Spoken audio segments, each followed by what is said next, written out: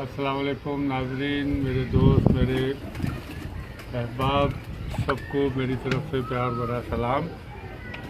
और आज शाह भाई ने जो टॉपिक चुना है वो है जोड़े वाले कबूतरों की पहचान का। तो अब ये प्रोग्राम को स्टार्ट तो कर रहे हैं शाह भाई, लेकिन इसमें बहुत सारे मेरे दोस्त यारों की बड़ी दिल आज़ारी होगी इस चीज़ में कि बहुत सारे उस्ताद हैं जिनके अपने नज़रिए, अपनी सोच है। तो मैं तो एक छोटा सा मतलब क्या ले कबूतर परवर सा आदमी हूँ। मेरा एक अपना तजर्बा है, सबका अपना तजर्बा है। तो मैं सब जितने भी उस्ताद कराम हैं उनसे मैं माज़रत चाहूँगा पहले कि किसी को मेरी बात बुरी लगे या मैं ये प्रोग्राम किसी की दिल आज़ारी के लिए नहीं करता, बस एक शौक़ है, मोहब्बत है कबूतरों से। तो उस नज़रिए को लेके चल रहा हूँ और समझाने की कोशिश कर रहा हूँ कि कबूतर परवरी और कबूतरों को किस तरीके से अच्छे कबूतरों की पहचान कराई जा सके। तो लिहाजा मैं स्टार्ट में ही जो है माज़रत करना चाह रहा हूँ, किसी की दिल आज़ारी ना हो। तो शाह भाई से मैं कहूँगा कि पहले तो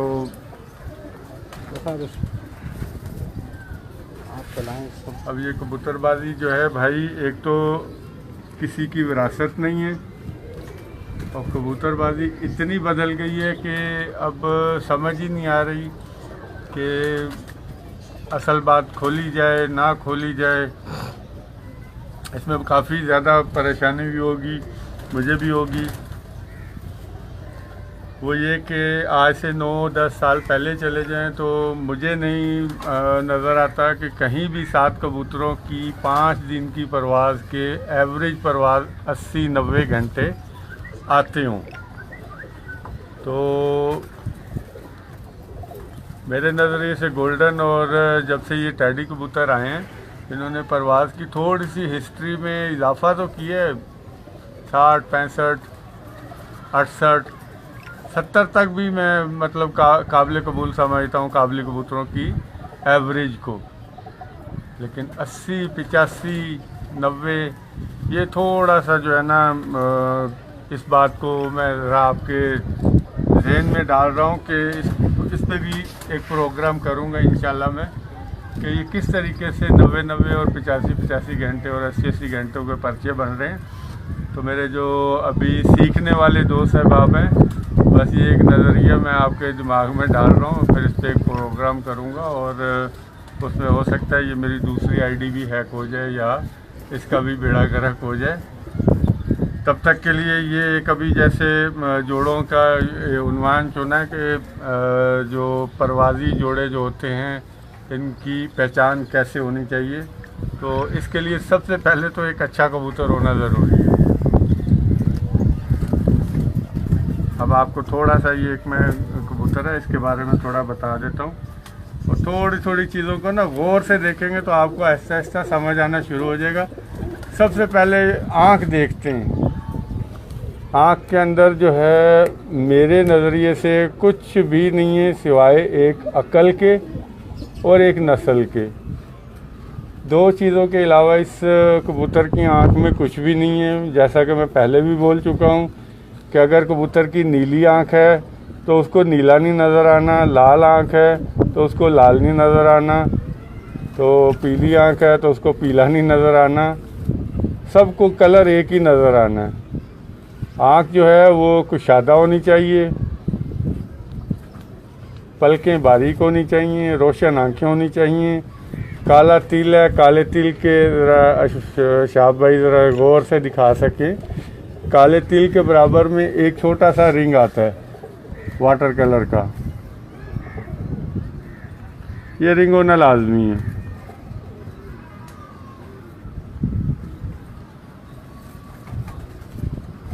कबूतर की जो चोंच है ये ना लंबी ज़्यादा होनी चाहिए ना बारीक होनी चाहिए, मुनासिब जैसे कबूतर की चोंच है, इतनी बड़ी चोंच हो।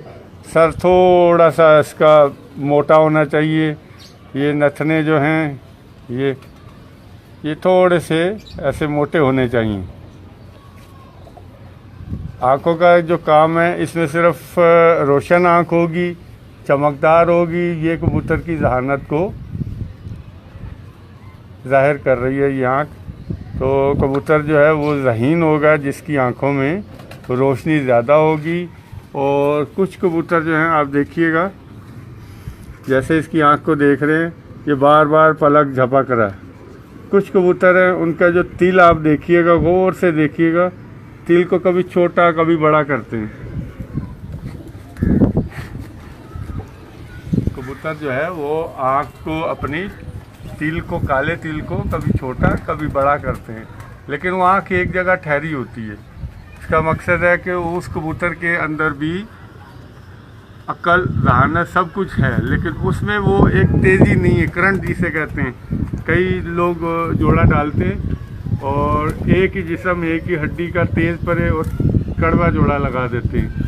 फिर बोलते हैं यार उसका बच्चा नहीं आया, शाम शाम तक नज़र आ रहा था, यूँ गया वो ऐसे गया, लेकिन बच्चा घर नहीं आया। तो ये जोड़े की गलती नहीं है, लगाने वाले की गलती है। कबूतर जो है, छोटा बच्चा कहीं भी गलत जगह बैठ सकता है, कोई भी उसको पकड़ सकता है।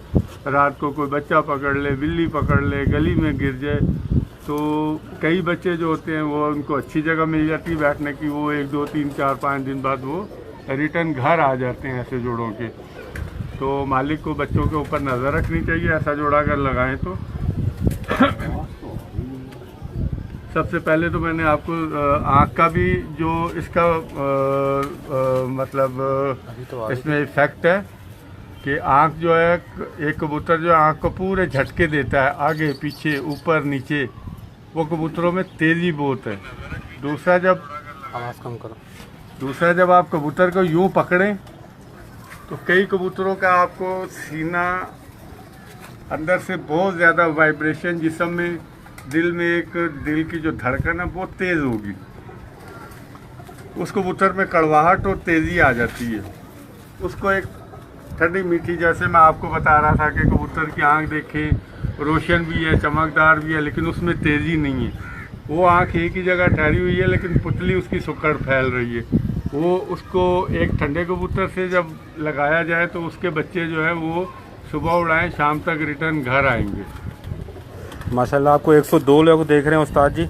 अपने व्यूवर्स को अस्सलाम वालेकुम बोल दें ज़रा। अस्सलाम वालेकुम तो मैंने सबको प्यार मोहब्बत जो आप देख रहे हैं, जो आने वाले हैं, जो उनको, तो सबसे पहले कबूतर का जो है ना, आप जिस्म को देखें, जिस्म मुनासिब होना चाहिए, बिल्कुल ऐसे पकड़ें तो इसकी एक शेप, ये देखें ना हाथ कैसा जा रहा है, एक शेप आनी चाहिए कबूतर की। और पकड़ें उसको तो उसमें अंदर वेट नहीं होना चाहिए, वेटलेस कबूतर होना चाहिए। सिर्फ आपको ऐसा महसूस हो कि इसके अंदर गोश्त है लेकिन पर ही पर है।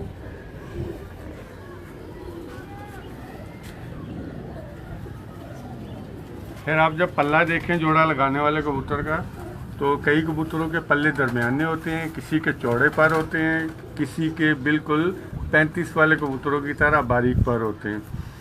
तो ये दरमियाने पर का कबूतर है।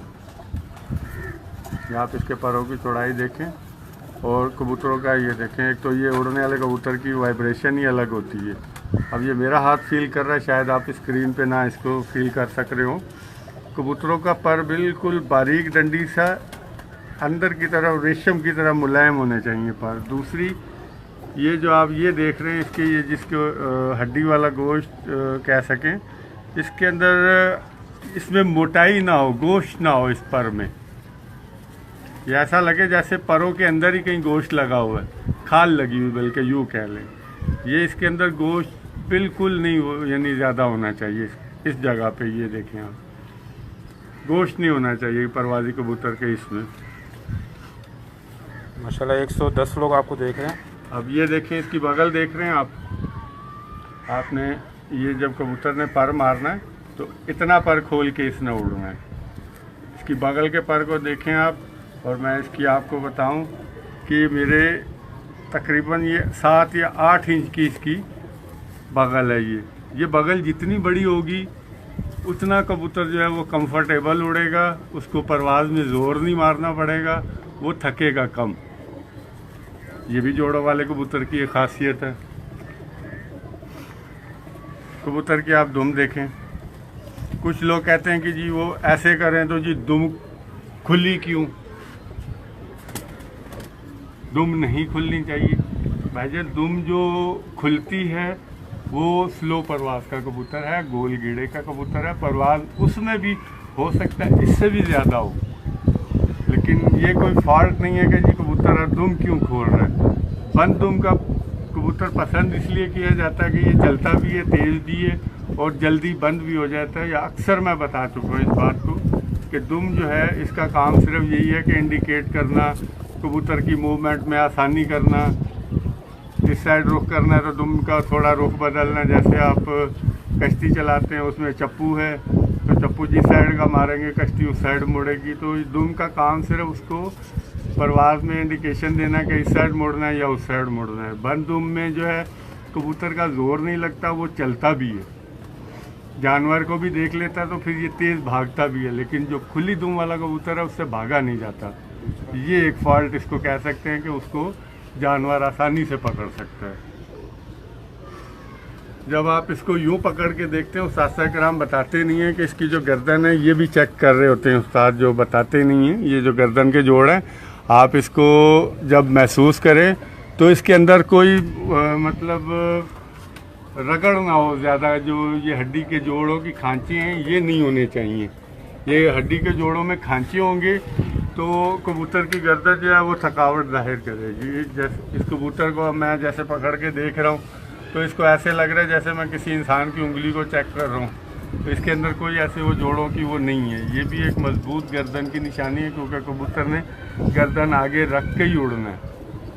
गर्दन मजबूत होगी, पतली होगी तो वो कबूतर जो है वो थकेगा नहीं गर्दन, वरना थकावट का इजहार करेगा। माशाल्लाह 150 लोग आपको देख रहे हैं और मुझे उम्मीद है कि हमारे व्यूवर्स जो हैं वो हमारी इस इन्फॉर्मेशन का फ़ायदा उठा रहे होंगे। अब जो कबूतर है परवाज़ वाला, जब जोड़ों के लिए इसको इस्तेमाल करने के लिए देखेंगे तो ये अपनी ये 2 उंगलियों को यूँ इस तरह करके जब आप कबूतर को इस तरह यूँ हाथ फेरेंगे तो आपकी ये जो सीने की हड्डी है ये एक तो अंदर को जाती हुई होनी चाहिए और इसका गोश्त बिल्कुल साथ हल्की सी तलवार की जैसे नोक चुभन होनी चाहिए बस।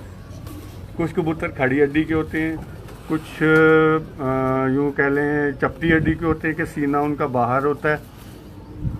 ऐसे जैसे ये तो दरमियाना जिस्म का कबूतर है। इन कबूतरों को कहा जाता है कि इनसे जैसी मर्जी मादी लगा लें ये बच्चे उड़ाएगा।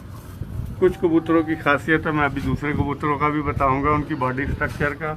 और जब ये आप कबूतर को पकड़ते हैं यूँ करके भी देखते हैं तो आपकी कम अज़ कम 4 उंगली की हड्डी होनी चाहिए नर की, इससे छोटी हड्डी नहीं होनी चाहिए। ठीक है, ये जो आप देख रहे हैं मेरी तो थोड़ी उंगलियां शायद मोटी हों, तो मेरी उंगलियों के हिसाब से 4 उंगली की इसकी हड्डी होनी चाहिए। और ये जो इसका मेन जोड़ है, जोड़ का बहुत ज़्यादा इसमें इफ़ेक्ट आता है। और मैं अक्सर अपनी मूवी में और क्लिप्स में बता चुका हूँ कि जोड़ जितना ज़्यादा ये अंदर की तरफ ऐसे मुड़ा हुआ होगा वो उसके अंदर कभी भी कबूतर थकावट ज़ाहिर नहीं करेगा। अक्सर आपने काबली कबूतर देखे होंगे लोगों के, जब ऊपर से आ रहे होते हैं परवाज़ पूरी करके तो नीचे कोई भी देखते हैं कि जी बंदा कोई खड़ा हुआ है या वो तंग होते हैं तो वो दूसरी छत पे जाके या दूसरी जगह पे बैठ जाते हैं। उनके अंदर आखिरी परवाज़ करके आए होते हैं और बिल्कुल थक के जोड़ उनके ऐसे होते हैं वो खुल जाते हैं। जब जोड़ खुल जाता है तो कबूतर अपनी परवाज़ पूरी करके पूरा थका हुआ आया हुआ है, उसके अंदर अब इतनी जान नहीं होती कि वो थोड़ा सा भी कोई 10-20 मिनट घूम घाम के इधर उधर घर आ जाए। उसने जब कबूतर ने इस जोड़ वाले ने आना है तो उसको खाली स्पेस जो वो रोज़ाना की परवाज़ करता है उसको तंगी नहीं होनी चाहिए छत पे, तो वो सीधा अपनी छत पे ही बैठेगा। और जो ये जोड़ होगा ये फिर भी अगर कोई तंगी होगी वो आगे पीछे घूम फिर के अपनी जगह बनाने में जोर मारने में उसके मुफीद हो जाता है। जो मैं जोड़ जी माशाल्लाह 175 लोग हमें देख रहे हैं। और ये जो पाँव की उंगली है, या आप इधर से उंगली को जब काउंट करते हैं, एक तो लंबाई इसकी लाइट सही आ रही लाइट, पाँव की उंगलियां लंबी होनी चाहिए। मैंने अक्सर पहले भी बोला है, पाँव का कलर जामनी हो, छिलके वाला हो, गुलाबी हो, सफ़ेद हो। पाँव का काम जो है सिर्फ बैठने की मजबूती ज़ाहिर करना। मजबूती सिर्फ ये पाँव की रगड़ से आएगी, ठीक है। और ये एक चीज़ है शाह भाई, गौर से दिखाइएगा भाई को, ये पैरों की ये जो आप तलवा कह रहे हैं, देख रहे हैं ना, इसमें आप देखें ये कबूतर में सलवटें आएंगी। जब ये पाँव अपना यूँ करेगा तो इसमें सलवट आएगी। अक्सर कबूतरों के अंदर ये जैसे मुर्गे के पाँव की देखिएगा चंडी सी होती है, वो सख्त होती है ये जगह, ये कबूतर को कम परवाज़ वाला ज़ाहिर करती है, जिसके पाँव में यहाँ पे सख्त होगा ये जगह। दूसरा, जब आप कबूतर को, अच्छे कबूतर को परखने लगे तो इस तरीके से पकड़ें, ना कि इस तरीके से पकड़ें। चेक करने लगे तो कबूतर को इस तरीके से पकड़ें ताकि आपके ये पैरों का पता चले। कबूतर अगर पाँव अपने वापस ला रहा है तो इसका मतलब है उसमें भी परवाज़ की कमी है। ऐसे आराम से, जैसे ये मैंने इसको पकड़ा हुआ है और ये कबूतर अपने पाँव आराम से अपने दुम के साथ लगा के खड़ा हुआ है। कबूतर ने कभी भी पाँव लटका के नहीं उड़ना, पाँव ऊपर करके रख के उड़ना है। तो जितने पाँव इसके इजीली ऊपर खड़े रहेंगे, इतनी इसमें परवाज़ की ये निशानी है कि ये खूबी है इसमें। तो ये चंद खूबियाँ मैंने आपको बताई हैं। अब इस मुनासिब जिस्म वाला जो मैं कह रहा हूँ कि ये एक दरमियाने जिस्म का कबूतर है, ना इसके इधर गोश्त है इस जगह पे, तो ऐसे करके दिखाएं। इस जगह पे बिल्कुल हल्की सी रगड़ है, बराबर में सारा ये गोश्त चल रहा है। और ये चौड़े सीने का कबूतर है। ये इसको लगेगी थोड़ी सी खड़ी हड्डी की कबूतरी, थोड़ी सी ऐसे, ये इस साइड से यूं थोड़ी दबी हो, इस साइड से थोड़ा दबा हुआ यूं, समझ रहे, थोड़ी सी कश्तीनुमा हड्डी हो लेकिन खड़ी हो, उसकी फीलिंग ऐसी आनी चाहिए, इस तरीके से समझ ले हाथ की, तो उसको खड़ी हड्डी का कहते हैं कबूतरी को। तो जब आप इस दरमियाने जिस्म वाले कबूतर से खड़ी हड्डी लगाएंगे तो इसकी परवाज़ में, इसके बच्चों में वापसी भी आएगी, मजबूती भी आएगी। और आगे आप जब आप बच्चे को, छोटे को चेक करेंगे, आधी कली का या कली का हो जाए, फिर आप उसके जिस्म को और माँ बाप के जिस्म को देखें। अगर एक ही जिस्म का आ रहा है तो आप चाहें तो उस बच्चे को जोड़ों के लिए रोक सकते हैं। और अभी अजान हो रही है, सिर्फ एक 5 मिनट का वक्फा दे दें, फिर इंशाल्लाह आपको वक्फे के बाद आपको